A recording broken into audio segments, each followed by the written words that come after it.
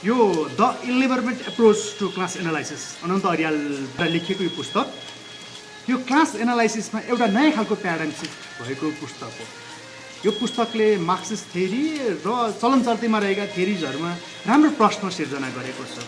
यो पुस्तकले existing theoretical पर्सपेक्टिभमा existing theoretical प्र्याक्टिसेसमा नयाँ खालको प्याराडाइम सिफ्टहरू सिर्जना गरेको छ। जम्मा 7वटा च्याप्टरमा विभाजन गरिएको पुस्तक सोसल साइन्सका थ्योरीहरू पढ्नेको लागि चाहिँ यो च्याप्टर 4 सम्म नपढा पनि हुन्छ भन्ने बुझाइ छ र च्याप्टर 5 देखि चाहिँ यो इन्लिबरमेन्ट एप्रोच टु क्लास एनालाइसिस भनेर राम्रोसँग यसले व्याख्या विश्लेषण गरेको छ।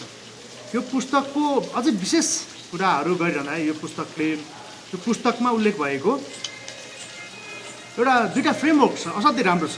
यो पेज नम्बर 96 मा रहेको एउटा कन्सेप्चुअल सिफ्ट भन्ने फ्रेमवर्क, यसले हिथेरोटो एक्जिस्टिङ कन्सेप्ट र न्यू कन्सेप्ट भनेर क्लास र वर्किङ क्लासेसहरूलाई डिटरमाइन अथवा यसलाई डिफाइन गरेको छ। यसमा एक्जिस्टिङ प्र्याक्टिसेस र नयाँ खालको कन्सेप्टहरू, कन्सेप्चुअल रिभ्यूहरू, कन्सेप्चुअल डिपार्चर्सहरू के हुन्छ भन्ने यसमा उल्लेख गरेको छ। त्यस्तै अर्को छ 8 पेज नम्बरमा रहेको यो पनि एउटा फ्रेमवर्क छ। यो एकदम डिटेल रूपमा उल्लेख गरिएको छ। यो फ्रेमवर्कले चाहिँ यो नन वर्करहरूलाई चाहिँ इन्लिबरमेन्टको अप्रोचबाट व्याख्या गरेको छ। इनफ्याक्ट यो पुस्तक चाहिँ वर्कर नन वर्कर भन्ने कन्सेप्टमा अथवा यसले एउटा वर्किङ सोसल साइन्सको एउटा जुन क्लास कन्स्ट्रक्सनको एउटा पर्सपेक्टिभ छ त्यसमा वर्कर नन वर्कर भनेर लेबरहरूलाई चाहिँ नयाँ खालको दृष्टिबाट चाहिँ नयाँ खालको पर्सपेक्टिभबाट चाहिँ यसले चाहिँ डिफाइन गरेको छ।